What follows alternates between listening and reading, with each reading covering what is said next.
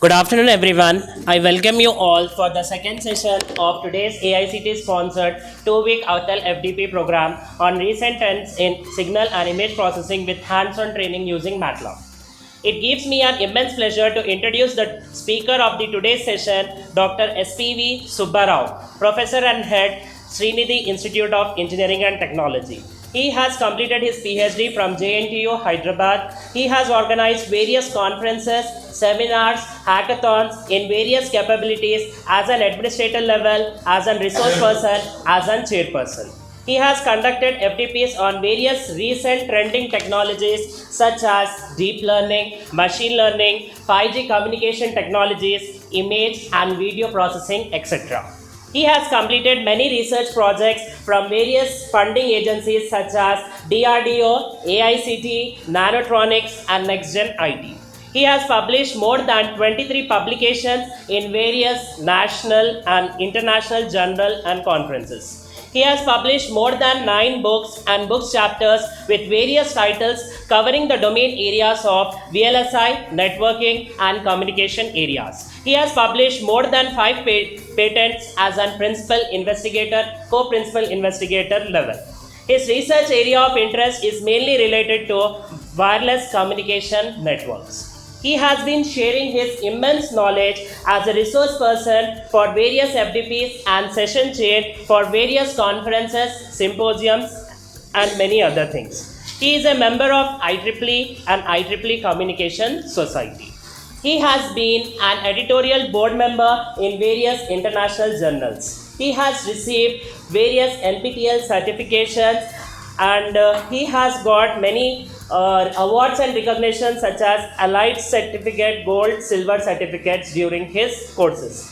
And he has been also a Discipline Star Award in NPTEL. He has been awarded Young Researcher Award from JNTU Kakinada, Best Teacher Award from Srinidhi Institute of Science and Technology, and he has received a Silver Award at Innovation Show held at Poland. He has been a program committee member for various international conferences also. So today's session we will be having signal processing for 5G communications, which Dr. Subbarao sir, please come over the stage and take the session. Thank you.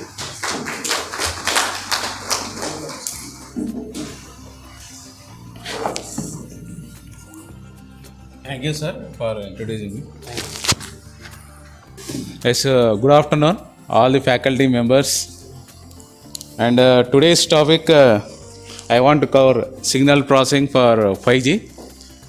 First, I will cover 5G technologies. What are the basic pillars for 5G technology? And in other section, I will cover what are the basics of signal processing elements, communication models, channel models. With mathematical analysis, I will derive. Okay, now everybody is using mobile. Earlier we have 1G, 2G, 3G, 4G. Now we are talking about 5G. In India, still now 5G not started, but in other countries already they are using 5G. In some other countries 6G also used. They are using 6G also. Okay, now we'll see here what are the technological developments required for 5G. So next slide. So here this is a technological evolution for every 10 years. First you refer 1G. Okay, earlier in 1980s we are using a car phone. Okay, that is portable telephone. Okay, in 1985s, okay, we are using a shoulder phone. Okay, you can easy. Okay, we are carrying that. Okay, in 1990s the size of mobile is still reduced. Okay, up to 1990s we have up to 2G here. In 2G, next. In the 2G, from 2G onwards, the second wave in mobile technology started here. Okay, 1G mobile phone, they are based on analog system. They are called as analog cellular system.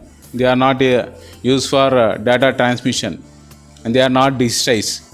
Second generation mobile phones, they are digitized. Whatever the data that you are transmitting, we are converting into digital form, and then we are transmitting.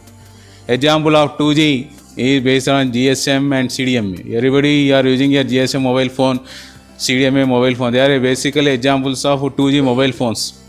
Here 2G not optimized for video transmission. So we are going for third generation mobile phones.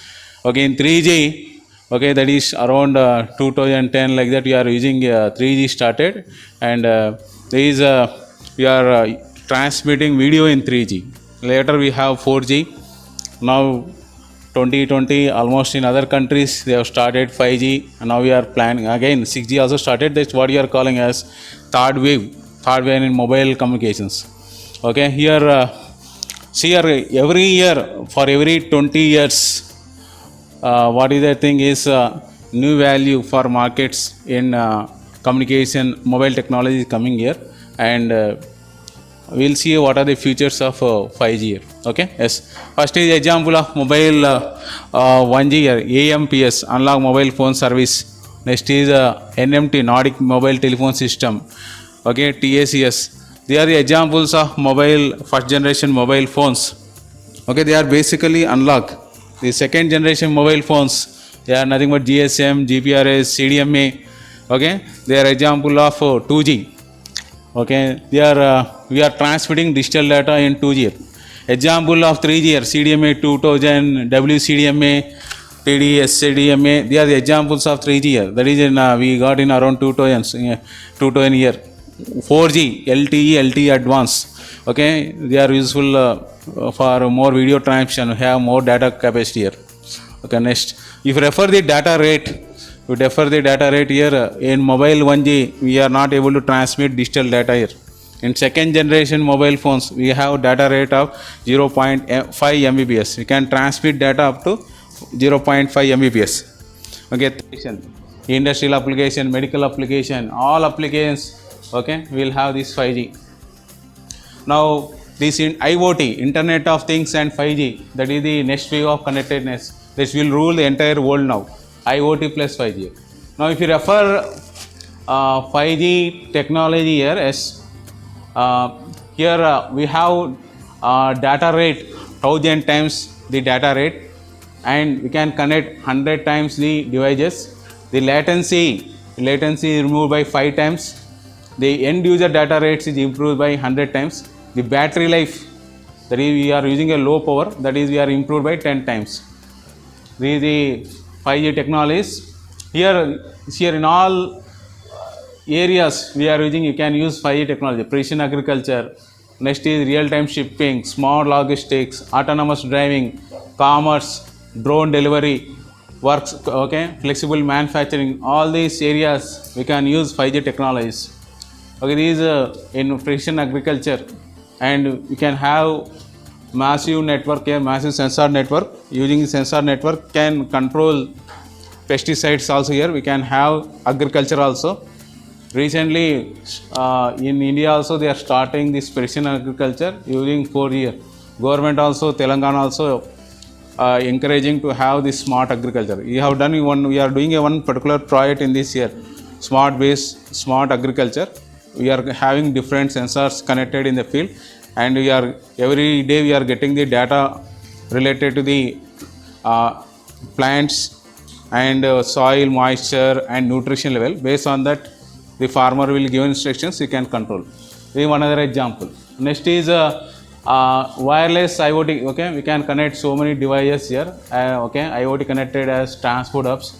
Autonomous vehicles, the key feature for autonomous vehicle, okay, you require data in terms of milliseconds. If you are getting data in terms of seconds, autonomous vehicle not be useful. So here the data latency time is in terms of milliseconds, so it will be useful for this especially for autonomous vehicle here. Okay, next is communicating directly with people and things. Till now what you are doing is you want to communicate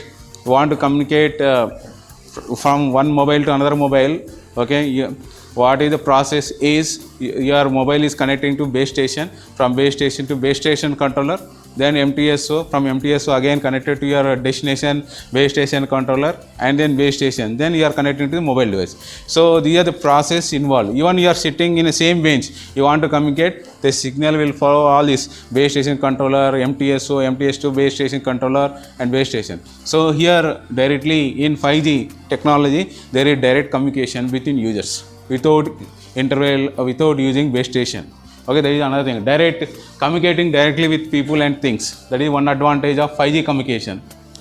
Okay, and next is real time. Okay, you have real augmented reality, virtual reality, that also you can use in your mobile phones here. Okay, so they are the technologies those you are using, they can use for 5G here. Okay, for industrial revolution. Now we are having here industrial 4 revolution here.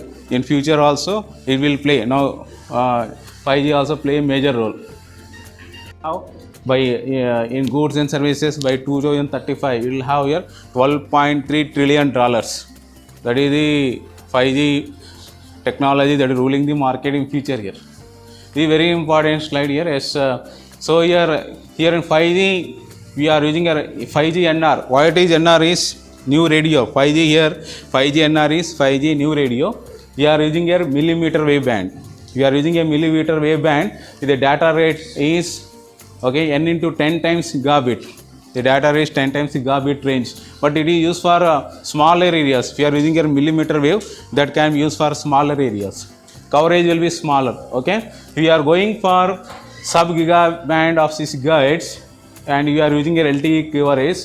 The data rate is 1 times the gigabit range. Okay, okay, that area is here. Area is more. Okay, when you are using your sub 6G okay band, the area is more. Next, when you are using your LTE, we are using a gigabit range. Okay, we can use these services. We can upgrade your LTE or advanced LTE to 5G. We can with that the data rate can be used for up to gigabits range here. Okay, next we will see here what are the 10 pillars of 5G technology. 10 pillars for 5G technology. One is radio access technology, self-organizing network. Okay, self-organizing network. Here if anybody is having your 5G mobile phone, they can transmit data to other 5G mobile phone. From that, the other user's mobile phone is acting as a relay. Then we can transmit to the destination. Okay, we can form a self-organizing network. For smaller area, they can have a self-organizing network. Okay, no need to have a particular architecture. Okay, next is a millimeter wave band here. We are using here millimeter band here. Okay, that is around you will get a bandwidth around 60 gigahertz, and it is more energy efficiency. And we have machine type communication. We can use artificial intelligence, machine learning. All the concepts can be used for this 5G here. Okay, it is a backhaul network. This 5G network is acting as a backbone network for other network also. That is called as backhaul network. Okay, next we can improve the spectrum efficiency also. Okay, these are the 10 pillars of 5G, and the size of area, the cell size also very small. Okay, we have different cell size, smaller cell size. Okay, if you have a dense population, we can have smaller cell size. We can have more number of cells in that area. We can use millimeter wave band. If you want to cover larger area, we are going for LTE. We are using your service of LTE. We can have this. Okay, and so here when compared to previous generations, we have 10 times the improvement in the data rate, 3 times improvement in spectral efficiency.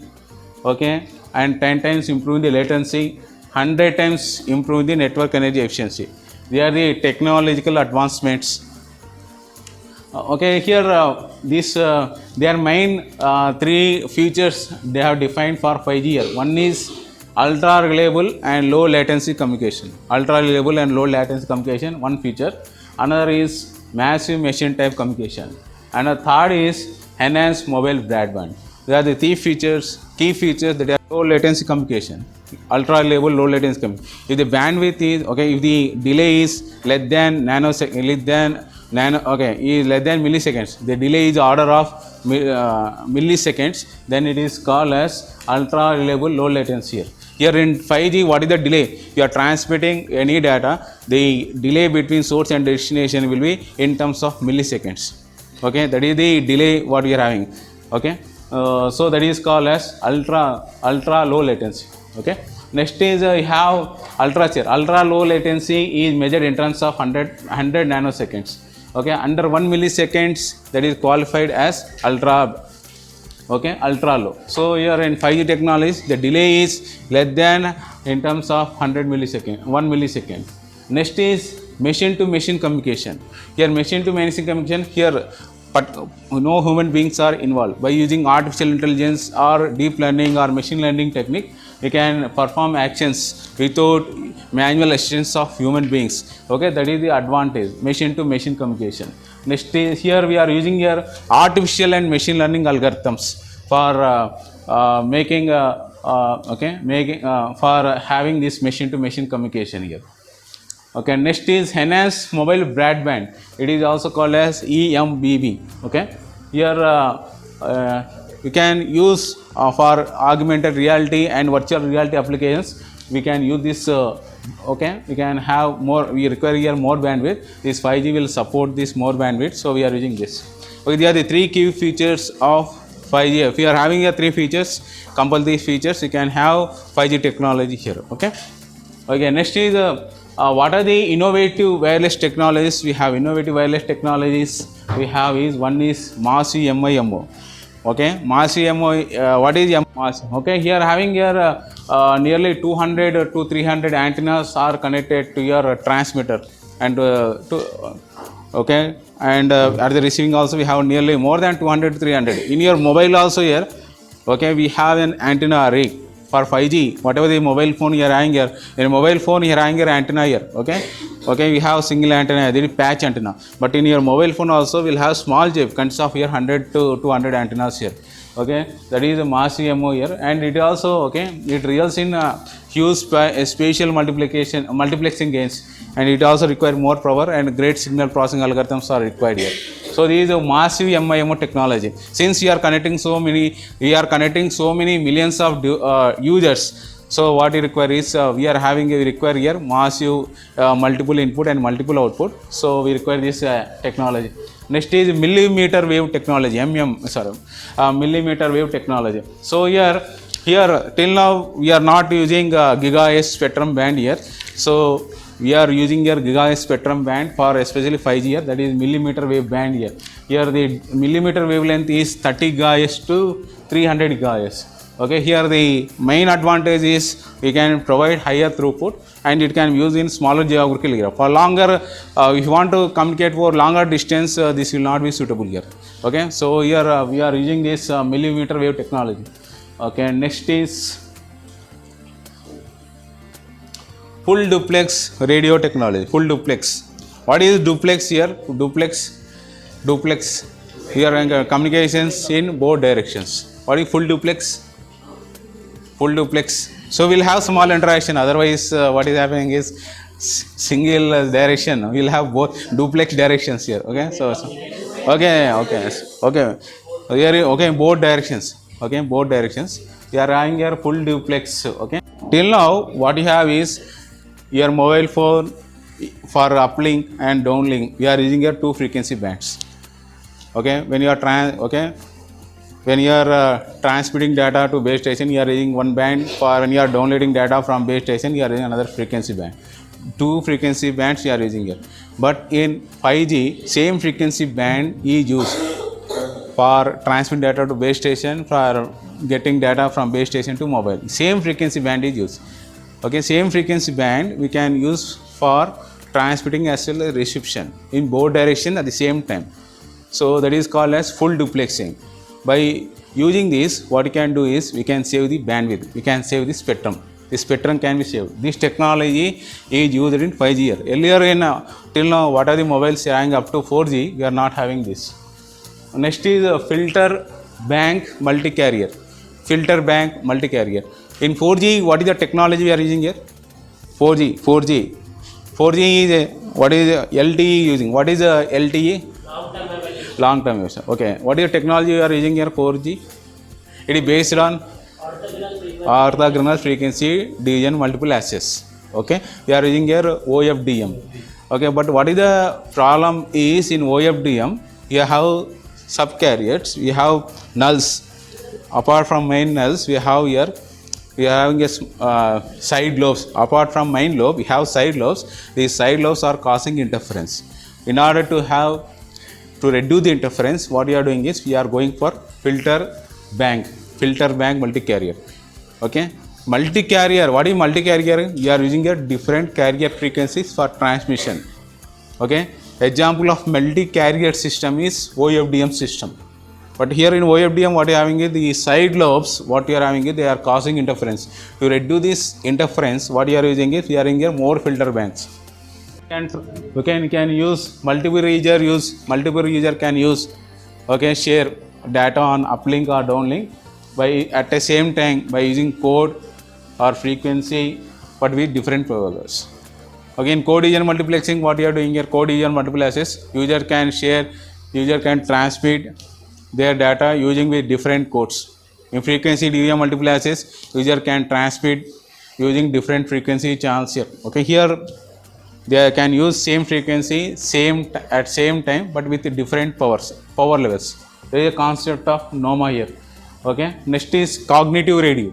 Here another technology, cognitive radio is, okay, it will give it will you have two types of users. One is unlicensed users. Unlicensed users, what you are calling as secondary users. It will give wherever the free spectrum is available, that details will be given and will give access to the primary users as well as later primary users. Next is cooperative communication. So here cooperative communication means here we can transmit your data through other mobile devices also here. Okay, I will show one example here. Okay, if you are having your mobile is not connected to base station, you can connect to your friend. From your friend you can transmit that to base station. Your friend mobile is acting as relay, other mobiles also are acting as relay. Okay, that is cooperative communication. Cooperative communication is employed so that we can reduce the delay. Okay, this is cooperative communication. Next, this is the MIMO block diagram. You refer here, this is the MIMO block diagram. You have bit stream. Okay, here we are giving your data, we are coding and we are performing your modulation. Here, what is the coding we are using here? What is the coding? Actually, whatever the data is, whatever the data that we are transmitting, okay, ADC, here we have sampler, we have quantizer, we have encoder. Okay, if you are giving a voice signal, you are sampling, then you are converting your continuous time to continuous time, continuous amplitude. Okay, you are converting into discrete time, and then you are giving to quantizer, that is converted discrete time to discrete amplitude. Then you are coding, you are getting a binary data, then you are converting it into digital form. Suppose you are having your video, how will convert a video here? You can transmit here, you can transmit any signal here. You can transmit your voice. Voice means you are converting using sampler, quantizer, encoder. Suppose you are having your video, how will convert your video into, how you are converting video into digital? How you are converting video into digital? You are using your MPEG encoder. Okay, MPEG encoder. If suppose you want transmit image, how will convert your image to digital? You have JPEG encoder. All these are available here. Here your mobile device is a digital device. You have to, okay, it will understand only ones and zeros. You have to convert into ones and zeros. Whatever the data that you are transmitting, that should be converted into ones and zeros. Okay. Suppose you are transmitting your data, text data. You are using ASCII codes that will convert it into ones and zeros. So we are using your coding here. The data is converting. Okay. First the data is converting into bit stream. You are unlock whatever the data you are having here. You want transmit data on mobile, coming on mobile. Okay. You have to convert into digital. Okay, so all these are available in your mobile. Even now also all MPEG encoder, JPEG encoder, your PCM, okay, for converting your voice to digital. We are having your DPCM encoder. All these are in your mobile. Okay, we are using your these encoders to convert into bit stream. Then after that we are using, okay, you want transmit data on space. Okay, they require your channel coding techniques. So what are the different channel coding techniques you are having here? On channel you get errors. Okay, your noise is getting added. So what you will get is you get errors. So what are the techniques we are using here for channel coding?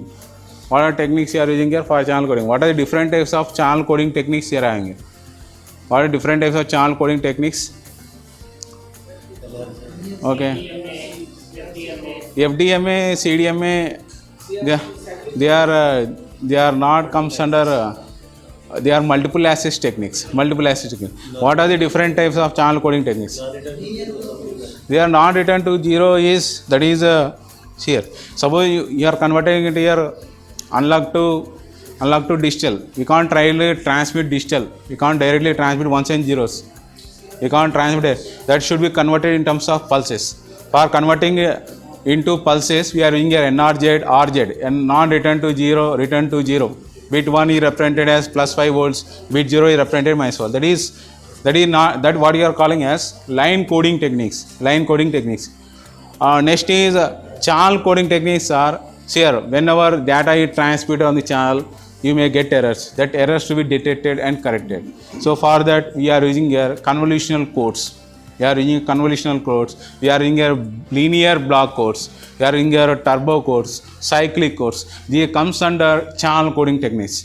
Channel coding techniques. Before after getting data, after converting data into digital, first what we'll do is we'll go for source coding. First you are converting your whatever the signal that you are transmitting, that is converted into digital. We can't transmit directly digital. First we are going for source coding. Okay, the advantage of source coding is we can reduce the redundant bits.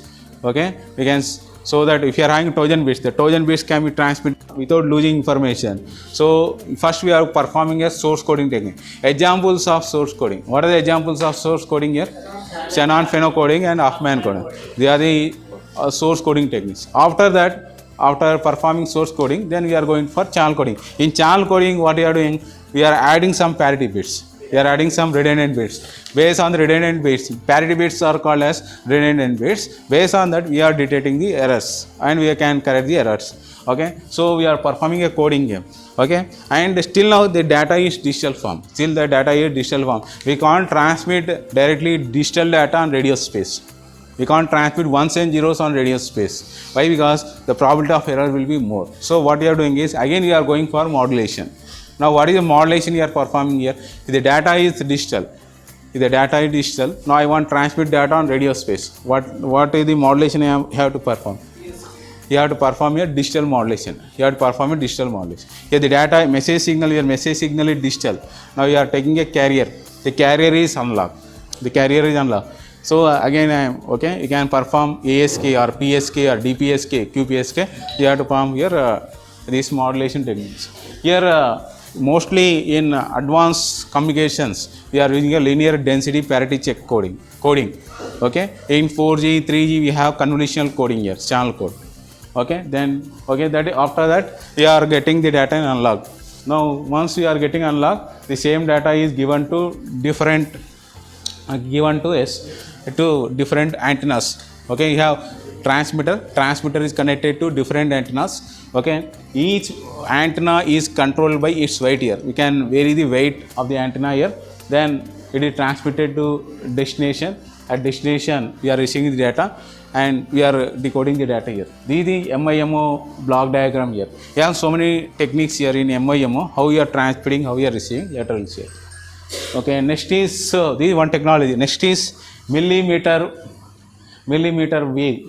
Okay, millimeter wave wireless communication here. Okay, here we will see what is millimeter wave wireless communication. Okay, next slide. Okay, here millimeter wave, it will provide as backhaul.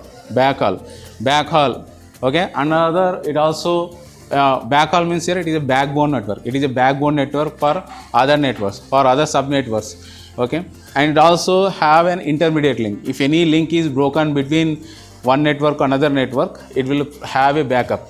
Okay, so this is one thing. Another thing is it also perform beam forming. Beam forming means we are using here multiple antennas and we are transmitting data over the multiple antennas by, okay, we are varying the weight of the magnitude and phase of the antenna signals. Okay, and the antennas are separated by λ2 distance. At the receiver, we are getting some of the signals that are transmitted to the antennas, and we are decoding the signal here. Okay, now we will see what are the spectral bands. We are having a spectral bands. Okay, yes, here mostly in wireless communication. Wireless communication, what is the spectral bands we are having? What is the frequency you are using is 300 megahertz. 300 megahertz to 3 gigahertz.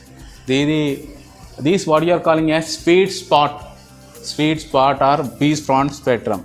300 megahertz to 3 gigahertz. Mostly all current wireless communication systems, they are operating at this particular frequency here.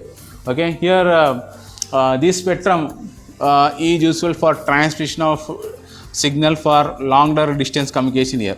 Okay, and now here this spectrum is fully occupied. Even here you have seen here spectrum, when your government is calling for a spectrum allocation, so much competition is there. Even spectrum is the spectrum allocation is very difficult, and even the users, even the service providers, whatever the spectrum they are getting here, they have very limited spectrum and they have to provide more number of users. So spectrum efficiency to be improved.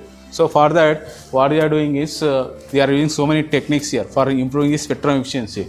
Now here we are for 5G, what we are doing is the unused high frequency band, that is millimeter wave band, that is 3 to 300 gigahertz, still now that are not useful for wireless communication, especially that is not useful for communications range. Okay, they are used for radio astronomy, radar applications, defense applications and wireless LAN applications. That spectrum is used for 5G. The unused spectrum of 3G, unused spectrum of millimeter wave band, that is used for 5G.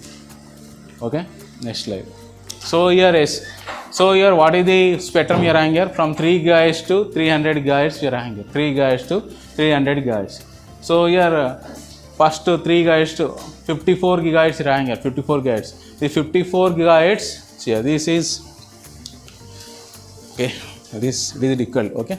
So first is you are having here 3 gigahertz 5G applications. Next after 54 gigahertz, okay, 3 plus 54, 57 gigahertz. Okay, 57 gigahertz to 64 gigahertz. 57 gigahertz to 64 gigahertz, that is useful for oxygen absorption band, that is not used. Okay. Next is how to improve. Okay, improve this signal processing techniques. You are using your hybrid precoding. Okay. Next slide. So here what are the important challenges is here the wavelength. Wavelength is in terms of millimeter range. The air frequency is between 30 gigahertz to 300 gigahertz. Here propagation loss, always remember here the propagation loss increases with frequency, so we can't transmit for longer distance. The antenna size should be order of wavelength. Okay, if you are order of wavelength, then it will be small.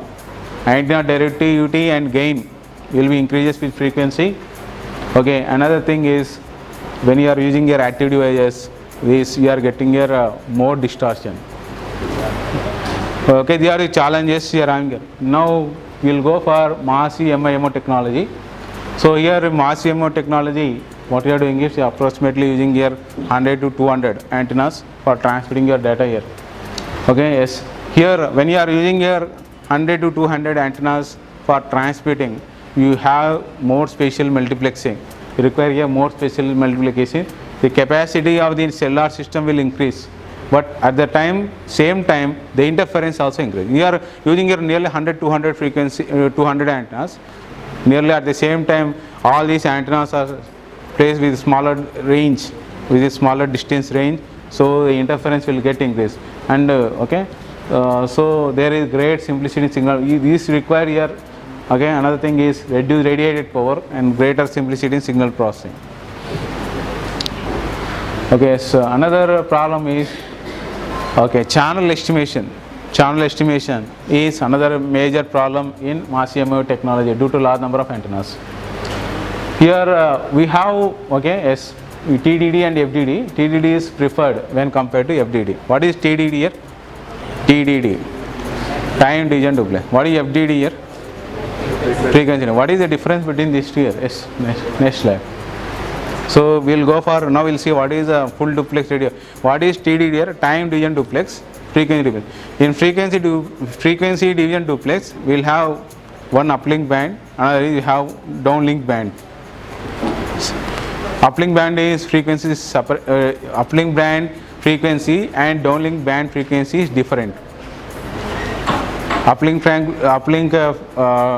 frequency band and downlink frequency band frequency is different. Okay, user can transmit data. Okay, for uplink they are using one frequency band, and for downlink they are using one frequency band. Okay, there is a gap between, there is some separation between uplink band and downlink band.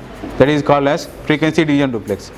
Okay, frequency division means uplink band is separate, uplink band and downlink band they are separated by frequency band, and user can transmit the data in both directions. That is frequency division duplex. Now what about time division duplex? There is only one frequency band. The same frequency band used for transmitting uplink and the same frequency band used for downlink based on the time basis. Okay, for some time it will be used as uplink, for some time it is used as downlink. That is on time division basis we are doing. That is called as TDD, time division duplex. In both directions can transmit the data. That is called duplex. Okay, now we have full duplex. Okay, so here again here the uplink and downlink are separated by particular frequency band, and uplink and downlink are separated in orthogonal time slots. Next is simultaneously is okay. What about full division duplex? In full division duplex, we have only one particular frequency band, that is for uplink and downlink, but you can use same band at same time for transmission reception. That is full division duplex. Okay, but what is the problem we are getting full division duplex? We will get here interference, self interference will get. Okay, here the what is the difference between full duplex as well as frequency division duplex? What is the difference? One is bandwidth allocation, one is God frequency band. Okay, here here one is bandwidth allocation. Here if you refer here FDD for uplink you require one frequency band, for downlink you require here one frequency band, and for separation between uplink and downlink you require here frequency band. Whereas in full duplex only one frequency band required, no uplink band, no downlink band, no God band. So we can save this spectrum. That is advantage. Okay, God frequency band, there is no need of God frequency band in full duplex. God band means separation between uplink band and downlink band. There is no need. Okay, we can improve the spectral efficiency. Next. Okay, next is a duplex, full duplex versus TDD. Okay, yes. Here in TDD we require here God time intervals, whereas in full duplex there is no God time intervals. You can save the bandwidth. Next. So what is the disadvantage of, what are the challenges we have? What are the challenges you have in full duplex? The challenges have, you are having a self interference. Okay, your same band is for transmission, same uplink band and downlink band are used for transmission at the same time. So what you are getting is you will have an interference. Okay, you will have interference. That is called as self interference. Okay, here the self interference can be suppressed at the physical layer for improving. Here already somebody already in IIT Hyderabad they have designed a system for reducing the self interference. Already they have worked on this full duplex technology. They have established lab also. They are reduce the self interference. They have designed a prototype to reduce the self interference. Okay, next. Next is filter bank multi-carrier, FBMC. Okay, now just now you have seen here, yes, we are using an OFDM. When you are using your OFDM here, when you want to go for multi-carrier, when you are going for multi-carrier transmission, we are using your OFDM system. Multi-carrier, yeah, okay. Multi-carrier means you are using your more carriers for transmission. Okay, then you will prefer OFDM. Each carrier frequency is orthogonal. Okay, for each carrier we are given a frequency. The frequency is orthogonal so that we may have less interference. That is the orthogonal frequency division multiplexing. Now, okay, see here, what is the disadvantage in multi-carrier transmission? Why? Okay, what is the disadvantage in multi-carrier? Why you are going for OFDM? Why you can't directly go for, okay, without OFDM if you transmit, what is the disadvantage you will get here? What is the disadvantage? When you are going for transmission of multi-carrier, what is the disadvantage you will have? What is the disadvantage here? I have shown here, yes. I have shown, okay, different users. They are using a different carriers. Now what is the disadvantage you have? The carriers are not orthogonal. What is the disadvantage in multi-carrier transmission? Why you are going for orthogonal frequency division multiplexing access? What is the disadvantage is, here actually you are using a different frequencies. For using different frequencies, you have to generate frequencies. Okay, you are using a different oscillators. Oscillators will generate frequency. So it is impossible to keep multiple oscillators. And the oscillators synchronization with each other. So we can't multiple oscillators on a single chip. Okay, to avoid that, what we are doing is we are going for orthogonal frequency division multiple access. Okay, next is we will go for OFDM. So here OFDM is ideal choice. For multi-carrier communication. Here each user is given a carrier. You are having 100 users. Each user is giving a carrier. The carriers are orthogonal to each other. Already morning class has given the concept of orthogonality. The carriers are orthogonal to each other. So there will be less interference here. So we are using the concept of OFDM. Even in OFDM also, we are using some thousands of carriers, there will be interference. For that, to reduce the interference, what we are doing is, we are going for filter bank. Okay, in OFDM what we are having is, we are performing here IFFT operation to improve the spectrum efficiency here. Okay, so especially where we are using OFDM here is for high data communication, including Wi-Fi also we are using. OFDM access is using here 4G technology here. Okay, next is it can reduce fading, selective fading, interference, can reduce your multi-path effects, it can improve the spectral efficiency. The advantage of your OFDM. Yes. Okay, yes. See here multi-carrier modulation. Here we are using a concept of what is OFDM? Concept of frequency division multiple access and orthogonality. Orthogonality, that is nothing but we are using a multi-carrier modulation. You can save the bandwidth. With FDM, we are requiring your bandwidth. Okay, we OFDM requires smaller bandwidth. You can save the bandwidth. You can have less interference. The spectrum of OFDM signal. What is the Fourier transform? What is the Fourier transform of the rectangular pulse? What is the Fourier transform of rectangular pulse here? Sync pulse. Okay, you know what is sync pulse here? This sync pulse. You have your main lobe and side lobes. Okay, here actually major information, user information is carried in the main lobe. The side lobes will not carry much information, and the side lobes are causing more interference. When you are having here multi-carriers, the side lobes are causing more interference here. This spectrum of one FDM signal, one OFDM signal. This spectrum of, okay, there is one subchannel. This spectrum OFDM spectrum. It consists of your more number of channels, hundreds of channels. So that is causing interference. So here so two key aspects of OFDM are how you are generating an OFDM signal. One is using your FFT and IFFT. Okay, what is FFT here? Fast Fourier transform. Why you are using FFT here? For what purpose we are using your FFT? To reduce the what complex, actually number of computations. What computations we are reducing? Additions and multiplications we are using. By using FFT, what you are calculating? By using FFT, what you are calculating here? Using DFT, what you are doing?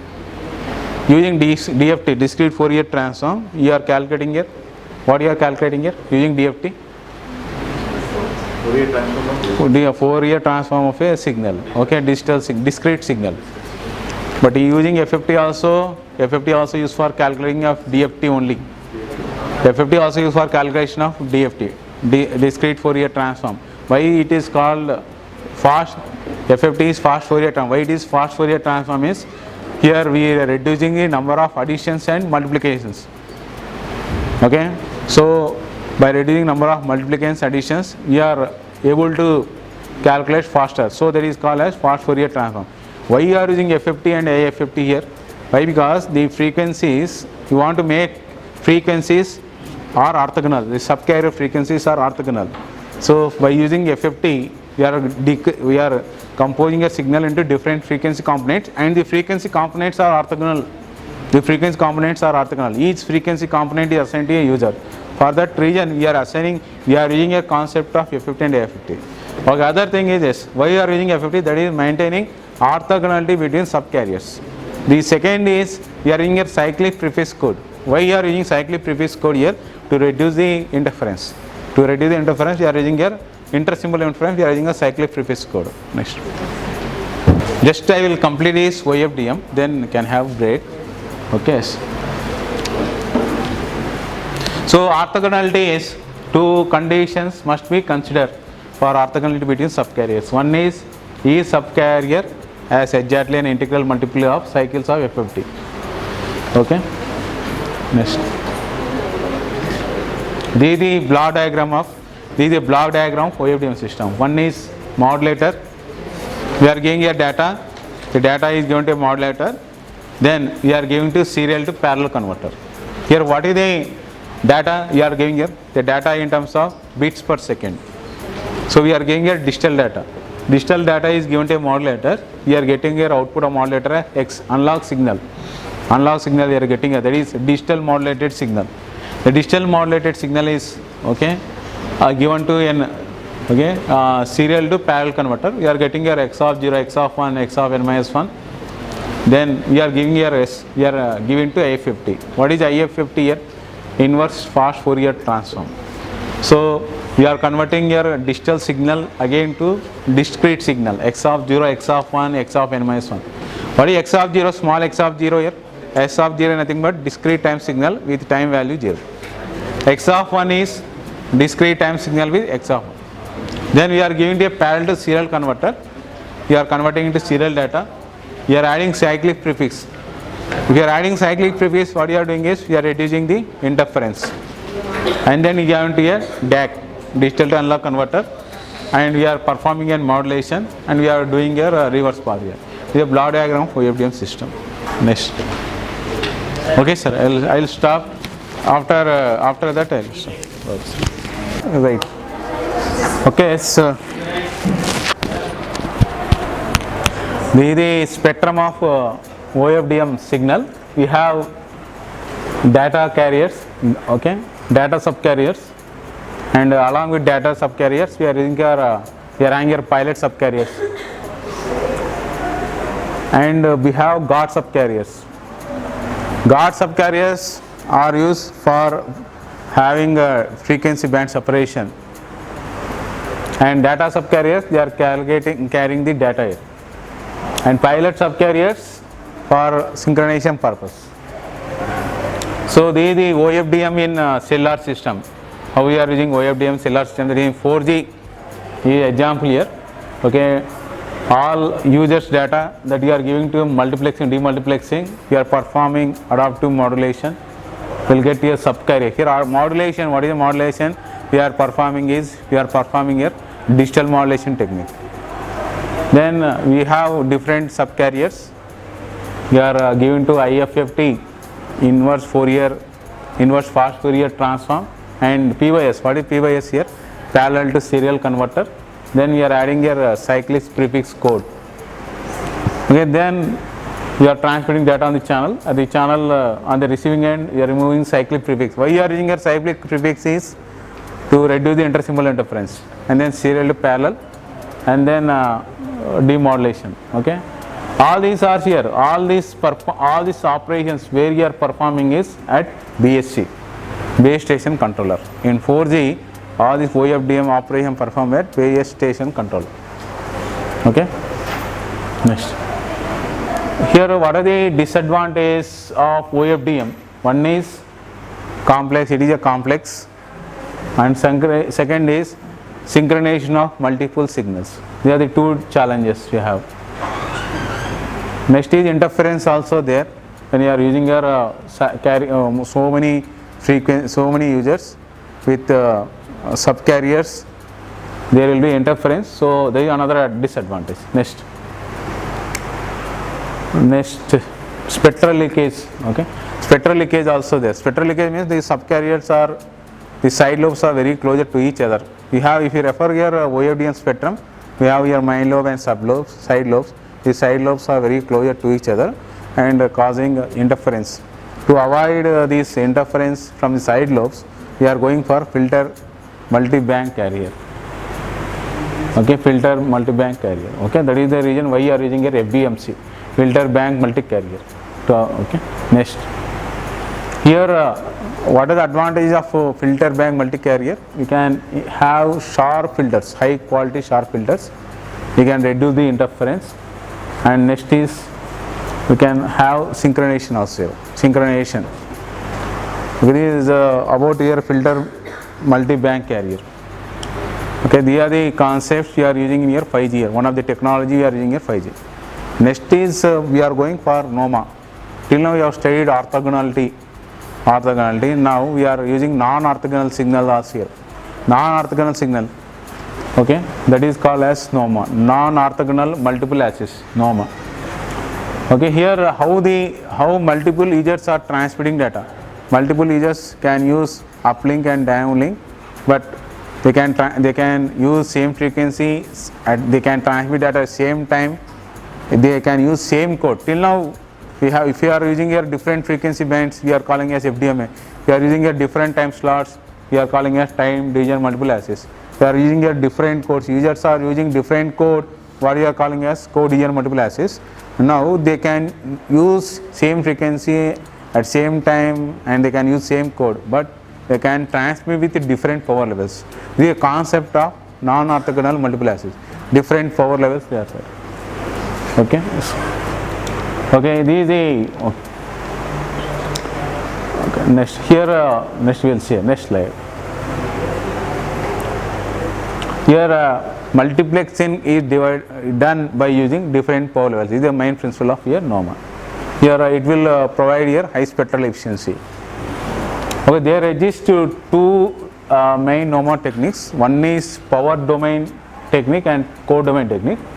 Here in power domain, we are using multiplexing. The NOMA attains power in multiplexing, whereas in code division multiplexing, whereas in code domain, the NOMA achieves multiplexing in code domain. Code domain again classified into low spare code division multiple axis. This is one of the techniques we are in 5G here. Okay, next we will see here one example of how we are transmitting data using NOMA here. Next. Okay, yes, here users. Okay, user is closer to base station. User 1 is closer to the base station. User 2 is far away from base station. So user 1 will have stronger power and user 2 will have weaker power when compared to user 1. So user 1 power, okay. So what we are doing is user 1, how user 1 decode the signal here. User 1 subtracts user 2 signal. Since it is a weak signal, user 2 is weak signal, it will consider, user 1 will consider user 2 signal as interference signal and will subtract user 2 signal and then you will decode the signal. And user 2, when you are going for user 2 signal decoding, the base station will, okay, base station will know that user 2 is far away from base station, it will increase the power level and it will decode. This is the concept of here NOMA here. It is based on power level we are using it. So you refer here in diagram, user 2 power level is getting increased. Why it is increases? The base station know that user is far away from base station. Okay, user 2 is far away from base station, so it will increase the power level, then it will decode. Okay, here it is based on, okay, what is called as successive interference cancellation. Successive interference cancellation means here the user 2 signal is very weak, user 1 will subtract user 2 signal and then decode is signal 1. Okay, that is what this process is called as, okay, successive interference cancellation. Okay, next. Okay, there is a difference between NOMA and orthogonal frequency division multiple axis.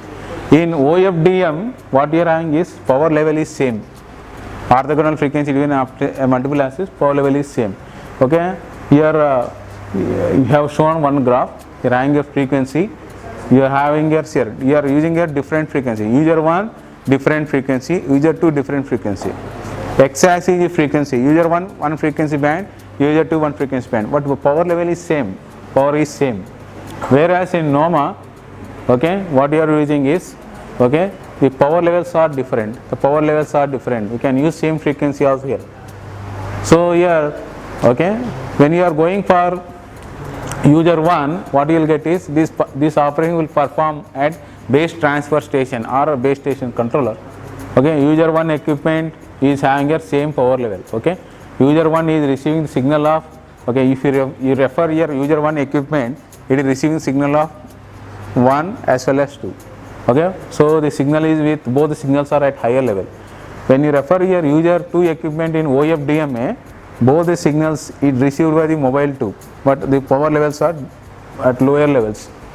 Whereas in NOMA, if you refer here user 1, okay, here it is also receiving here 2 signals. You refer here mobile 1, you refer in NOMA, you refer mobile 1, NOMA in mobile 1, it is receiving here 2 signals. Okay, one is user 1 and user 2. User 1 signal is of higher power level, user 2 is of lower power level. So what it will do is, it will reduce, okay, it will subtract user 2 signal, then it will decode only user 1. Okay, here user 2 also what you are getting is, you are getting here 2 signals, user 1 as user 2. Then, okay, you can, what does user 2 is, here user 2 is, you are getting here more signal strength, it will decode the signal here. Okay, this is the concept of here NOMA here. Okay, yes. Okay, yes, next is next we'll go for other. This is the architecture of future 5G networks. What are the architecture of future 5G networks? We have mobile base station, MBS what you are calling as mobile base station. We have direct communication. Till now, up to 4G there is no direct communication. In 5G we have direct communication. Mobile to mobile, you can transmit data from one mobile to other mobile without base station. Okay, direct communication. Okay, and next we see here we have DC to DC, DR to DC. How it is that I will show here. Do DR to DC we are transmitting over relay devices. DC to DC we are using here so many relay devices. Your other mobile users, they are acting as a relay device. Okay, DC to OC, core network. Okay, that we will see here. What are the things? This is the architecture of 5G network here. Okay, now here DR to OC, that is device relay operator control. Okay, here we can one mobile is acting as source, other mobile is, okay, acting as relay. We can transmit data to other device under the control of base station. That is called as device relay operator control. Your base station is controlling the data. Okay, so that is device relay operator control. Okay, this allows higher quality of service. Next is DC to OC. DC to OC is, that is device communication operator control. Okay, the port devices, they are directly communicated to each other. Both the devices are directly communicated to each other, and okay, that are under the control of base station. That is called as DC to OC. DC to OC. Earlier case, one other device is acting as relay. Through other okay, relay means that it can be used as base station controller. Okay, just like whatever the base station will do, that relay also will perform same thing. Okay, next is here. Here a network layer you used to route data from source to destination. The transport layer, okay, of transport layer plus section layer, that is called as OTL. They are performing operations of transport section layer as in OSI. The application layer for encrypting and decrypting data. See here, whatever the data that you are transmitting over mobile phone, that is encrypted. You are on your SIM subscriber identity module. It will perform two functions. One is your encryption, another is authentication. The data you are transmitting, that will encrypt the data, and authentication is it will verify you are authenticated user or not. Your authenticated user means then network will be provided to you. Otherwise, no network will. Then whatever you are transmitting data on radio space, your data is encrypted by using your encryption algorithm in your SIM card. Okay, these are advantages. The data bandwidth of 1 gigabytes. Okay, dynamic information access. Okay, quality of finance, quality of service, interactive multimedia, voice, streaming, video, and trend. All the broad. You can download. Okay, data rate in terms of gigabits. You can have so many advantages. Okay. Disadvantage is we are running on higher spectrum. Ultra high spectrum bands, as well I already told here, millimeter wave band, but we can't transmit for, if you are using a higher frequency, we can't go for longer distance communication. So it is used, depending on applications, you have to support 3, with small area, medium area, larger area. For larger area they are upgrading with 4G, for small area they are using a millimeter wave band, and for medium area they are upgrading with advanced LTE. Like this they are upgrading your 5G architecture. High frequency is here, we are using a millimeter band. At higher frequencies you will get here more blocking. Already I told you, when the signal is passed through the bricks or glass, you are getting here 48 decibels loss. There is a higher loss. So that is one disadvantage. So when you are using a millimeter wave band, what is for a smaller range only. Applicants, now you are using your machine to machine also. Already in Korea already started 5G, you are using your with machine to machine communication using concept of AI and deep learning with 5G. So many applicants are there. They are starting 6G also. Okay, next. So here they are the service enablers meeting. These are the required. These are things required to start your file. One is millimeter wave band, new channel coding. Here what is the channel coding you are using is low density parity checking. Next is network slicing. Here less than 6 gigahertz. You are going for less than 6 here. Less than 6 gigahertz you are going for massive. Here you should have massive connectivity. So many IoT devices, huge number of IoT devices are connected. Low latency.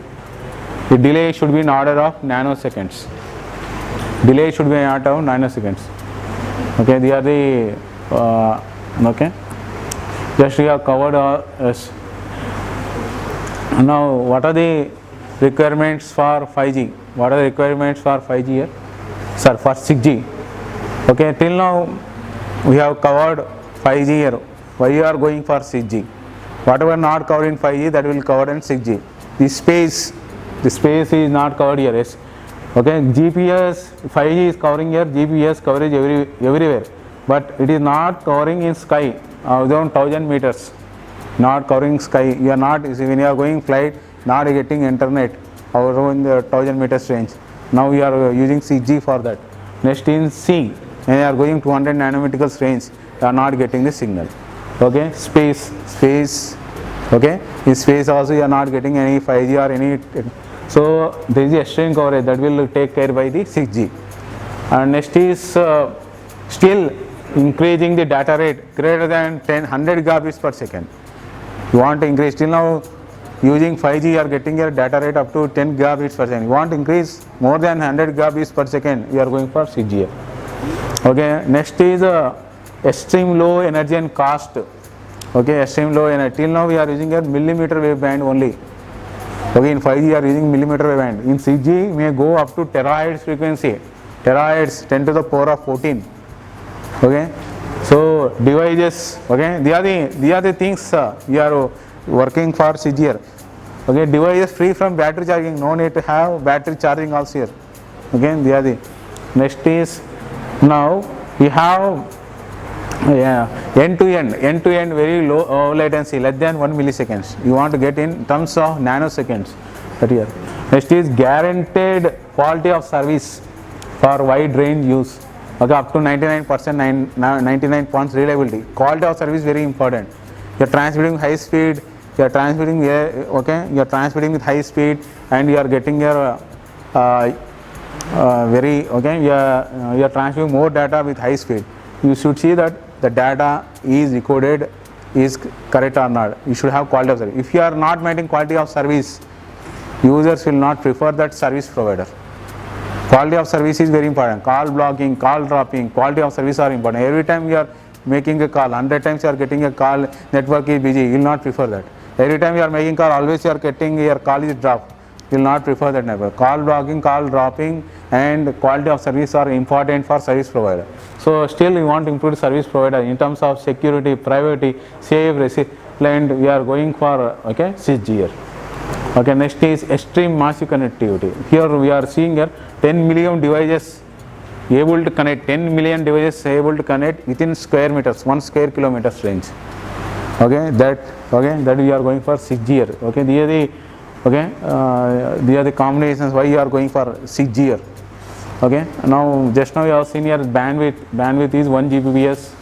Okay, technology we are using here 4G plus I have given here WW 4G. We are using here 4G also here and 5G for what applications. When you are going for higher end applications, when you want to go for higher coverage, we are using here LTE, medium coverage, advanced LTE, small coverage you are going for millimeter. So again 4G plus multiplexing CDMA, okay, OFDM, core network is internet.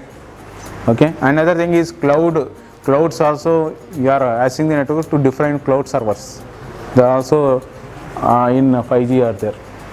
Okay, these are the advantages of your 5G. Now 6G technologies. Okay, in 5G what you are using is MIMO technique. We are using LDBC, linear density parity checking, polar coding. Okay, machine to machine communication. Okay, and next is ultra reliable low latency. These are the things you are using here in 5G here.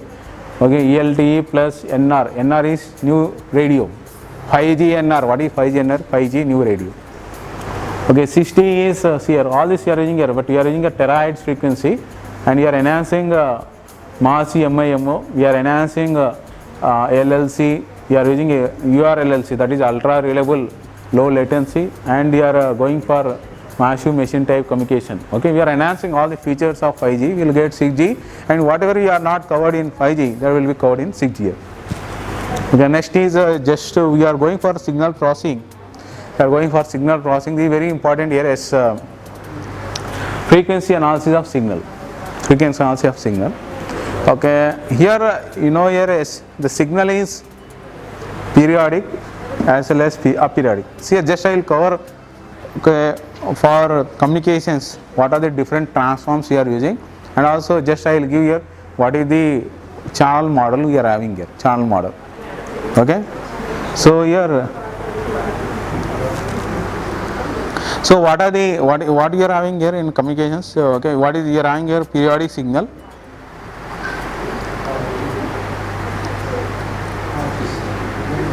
Sorry, you are having a periodic signal and aperiodic signal. Okay, what is periodic signal here? What is periodic signal? Okay, what is a periodic signal? I will not repeat. I will not tell anything. Just you can tell all this from your side. But okay, just I will give one slide summary of all the transforms what you are using in communications. Okay, a periodic signal, that is not repeats. So far, I am having a discrete signal. I am having a signal that is continuous and periodic. What is the transform you are applying here for continuous and periodic signal? What is the transform? Fourier transform. Fourier. I am having here continuous signal, and periodic signal. What transform you have to apply? You have to apply Fourier series. For periodic signal, you have to apply here Fourier series, continuous and periodic. The signal is continuous. The signal is continuous and aperiodic. What is the transform you will apply here? Fourier transform. We are applying a continuous Fourier transform. Continuous Fourier transform. Okay. Next, the signal is discrete and periodic. The signal is discrete and periodic. What is the transform you will apply here? Discrete Fourier series. Discrete Fourier series. You will apply discrete Fourier series. If the signal is discrete and aperiodic, what is the transform you will apply? ATFT. You will apply here discrete time Fourier transform. Okay, discrete time Fourier transform. If the signal is discrete and periodic, you can apply here DFT also here. Okay, this is the thing you have given here. Yes. Okay, next. Okay, here continuous time Fourier transform. Continuous time Fourier transform is okay. Just I will okay. I will give one rule. You know here thumb rule. What is thumb rule? Okay, see here. If the signal is discrete This is very important. The signal is discrete in time domain or in frequency domain. It is periodic another domain. The signal is discrete in time domain. It is periodic. It is periodic in frequency domain. If the signal is discrete in time frequency domain, it will be periodic in time domain. Okay, if the signal is periodic, sorry, if the signal is discrete in time domain, it will be periodic in frequency domain. Okay, if the signal is continuous in time domain, it will be aperiodic in other domain. This is the basic rule of thumb. The basic rule of thumb. Now we will apply thumb rule here. Now we will see here. Now we will see here. Okay. Now is a continuous time signal. Continuous time signal here, time domain. Okay. First I am seeing here time domain.